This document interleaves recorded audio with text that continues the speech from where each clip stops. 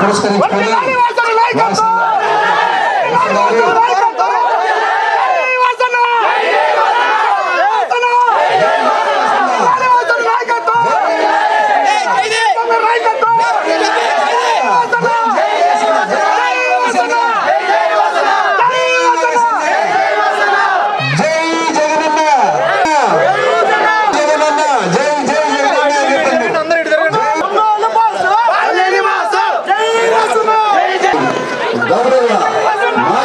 మంత్రివర్యులు బాలినేని శ్రీనివాసరెడ్డి గారికి వారి తనయుడు బాలినేని ప్రదీప్ రెడ్డి గారికి ఇదే మా ఆహ్వానం, స్వాగతం.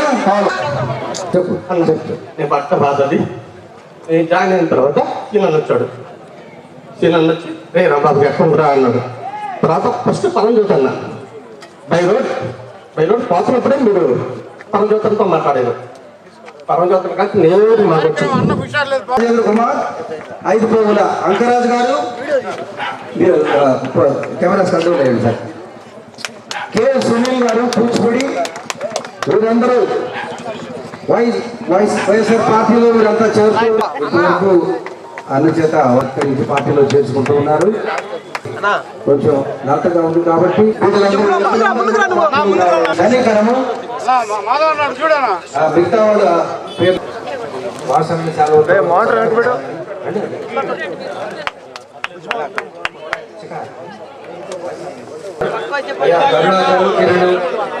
కరుణాకరు కిరణ్ పెద్దంకరాజు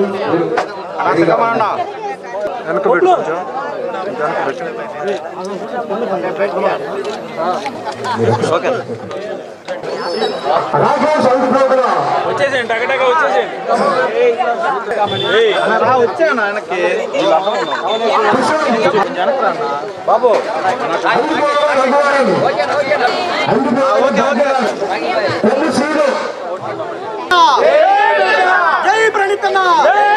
సిస్టమ్ ఉండాలా.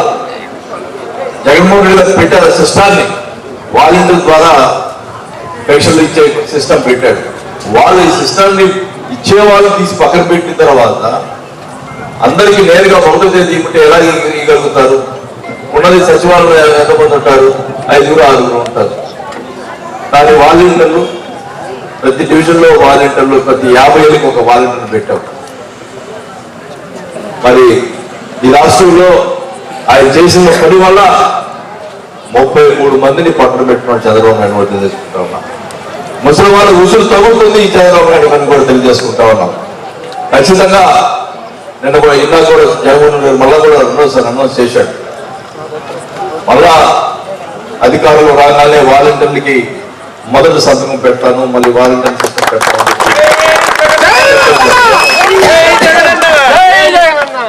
మరి జగన్మోహన్ రెడ్డి గారు ఆయన పెట్టిన పథకాలన్నీ కూడా మధ్యలో దళాలు లేకుండా నేరుగా అమ్మ ఒడి కానీ ఆసరా కానీ ఏ విధంగా చేయటం కానీ నేరుగా మీ అకౌంట్లోనే జమ చేయడం జరుగుతుంది. గతంలో ఎప్పుడైనా ఇలా జరిగిందా? ఏ పథకం ఉన్నా నేరుగా మీ అకౌంట్లో వచ్చిన సంగతులు ఉన్నాయా అడుగుతా ఉన్నాం. కానీ ఈరోజు జగన్మోహన్ రెడ్డి అన్ని పథకాలు మీ అకౌంట్లోనే పెడతాం. మరి ఈ మధ్య చేయూత పథకం, ఆసరా కొంతమందికి రాలేదు. దానికి ఏంది మాకు రాలేదని చెప్పి చాలా మంది కొద్దిగా ఫీల్ అవుతున్నారు. అది 10 రోజుల్లో అందరికి పడతాయి కూడా ఈ సభాగా తెలియజేస్తున్నాను. ఎందుకంటే కోడ్ వస్తుందనే ఉద్దేశంతో ముందుగా బటన్ నొక్కాడు. బటన్ నొక్కితే కోడ్ వచ్చినా పర్వాలేదు, ఎప్పుడైనా వేసుకోవచ్చు. ఆ ఉద్దేశంతో మరి చేయూత పథకం కానీ ఆసరా కానీ బటన్ నొక్కడం జరిగింది. ఎలక్షన్ లోపలే ఆయన కూడా పడతాయని కూడా తెలియజేసుకుంటా ఉన్నాం. ఎక్కడ కూడా జగన్మోహన్ రెడ్డి గారు చెప్పినట్టుగా ఇబ్బందులున్నా కూడా, రాష్ట్రంలో ఆర్థిక ఎన్ని ఇబ్బందులు ఉన్నా కూడా జగన్మోహన్ రెడ్డి గారు పథకాలని అన్ని కూడా ఇవ్వడం జరిగింది. ఆ రోజు జగన్మోహన్ రెడ్డి గారు ఈ పథకాలు ఇస్తుంటే ఈ చంద్రబాబు నాయుడు గారు భయం, వీళ్ళంతా ఈ పథకాలు ఇస్తున్నాడు, ఈ పథకాల వల్ల ఆంధ్రప్రదేశ్ శ్రీలంక అయిపోతుంది, మొత్తం పూడ్చిపెట్టుకుపోతుంది, ఆంధ్రప్రదేశ్ అంతా నాశనం అయిపోతుంది అని మాట్లాడు. ఈ రోజు మన ఎలక్షన్ వస్తున్నట్టుగా ఏం చెప్తున్నాడు? నేను అంటే ఇవ్వలేని పథకాలు చూస్తున్నాడు. ఇళ్ల పట్టాలు ఇస్తుంటే కోట్లేస్తారు. మరి నాకు అర్థంగా ఉంటాం, వాళ్ళు గత 5 సంవత్సరాలు ఒక్క పట్టా ఇవ్వాల, మనం 25,000 మందికి పట్టాలు ఇవ్వాలనే ఉద్దేశంతో పెడితే దానికి ఎనజ దగ్గర స్థలం గవర్నమెంట్ స్థలంలో పెడితే అది కొట్టుకేశాడు.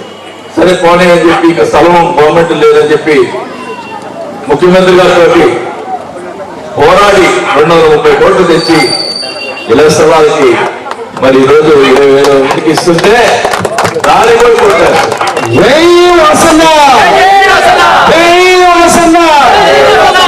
దాన్ని కూడా కొట్లేస్తారు.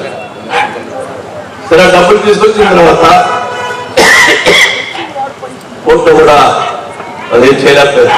మనం పట్టాలు ఇచ్చాం, దానిగా ఉన్నారు దొంగ పట్టాలు అంట. సిగ్గుండాల అసలు ఇది మొట్టమొదటిసారిగా పట్టాలు రిజిస్ట్రేషన్ చేసి ఇచ్చిన ఘనత మన ఒంగోలు రిజిస్ట్రేషన్ ఇచ్చిన తర్వాత అది కూడా డబ్బు పట్టాలంటే ఎలా మాట్లాడతారు, నోటు వచ్చినట్టు అబద్ధాలు ఒక ఆయన చేస్తున్నాడు.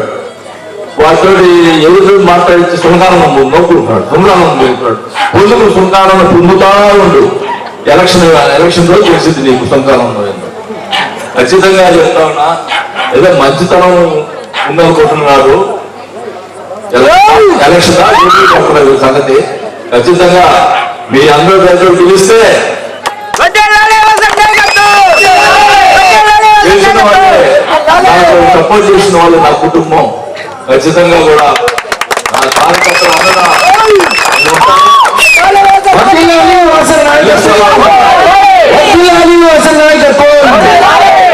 ఇళ్ల స్థలాలు కూడా వచ్చినాయి చాలా మందికి. ఇంకా లేని వాళ్ళు కూడా పెట్టుకోమని చెప్పా. భరోసా పత్రాలు వచ్చున్నా కూడా కొంతమందికి ఇంకా కూడా రాలేదు.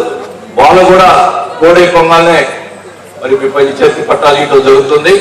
ఒకటే చెప్తున్నాం, అధికారులు వచ్చిన తర్వాత 9 నెలల్లో అందరికి కూడా ఇల్లు ప్రభుత్వమే కట్టించి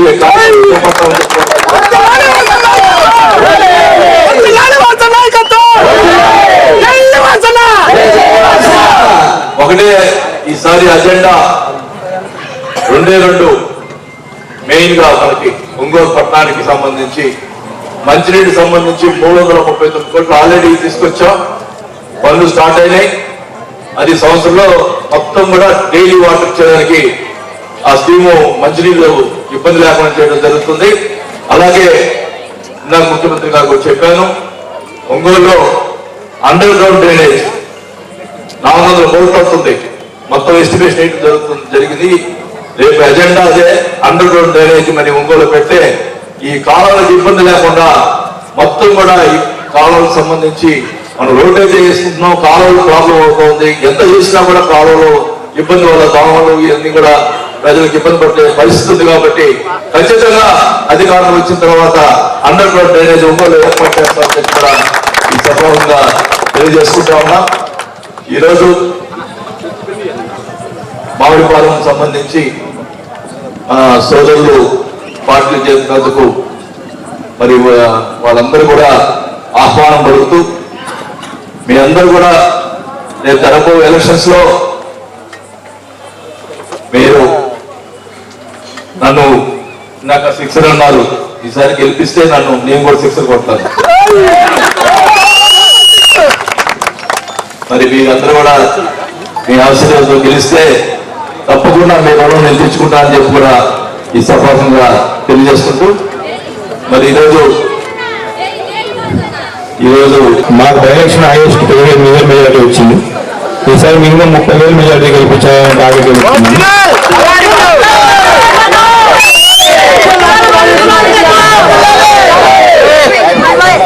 వాస్తవంగా నాకు తెలిసిన ఈ బూత్ అయితే మాత్రం మామిడిపాలెంలో మాత్రం ఎప్పుడు రాని మెజార్టీ అయితే వస్తుంది. అది ఖాళీ అయిపోతుంది. ఇంకా నాకు తెలిసిన మాలో ఇంకా సెపరేట్ ఇంకా 2 జాయినింగ్ ఉన్నారు, పెద్దోళ్ళు ఇంకా జాయినింగ్స్ ఉన్నాయని అంటున్నారు. నాకు తెలిసిన మామిడిపాలెం ఇంత బలంగా ఎప్పుడు లేదు. ఇదే ఒక్కడే కాదు, చాలా సార్లు ఏదో ఖాళీ అయిపోతున్నాయి. ఎప్పుడు వాళ్ళు అడుగులు వాళ్ళు చెప్తారు. అసలు కొన్ని డివిజన్స్ లో తెలుగుదేశం పార్టీ ఏజెంట్లు కూడా ఉంటారు. వాళ్ళకి తెలుస్తుంది కూడా. ఏదో మేకపాటి గంభీరంగా మా ఇంత మెజార్టీ వస్తుంది, ఇంత మెజార్టీ వస్తుంది, టీ షాపులో కాఫీ షాపులో చెప్తున్నారు అంతే. గ్రౌండ్ లెవెల్లో హోల్డ్ గారు అంతా జగన్ మాయ, అంతా జగనే. లేడీస్ మొత్తం వాళ్ళ మొగుడు టీడీపీకి వేసిన లేడీస్ మాత్రం జగన్కి వేస్తారు. ఏం మా కాదా?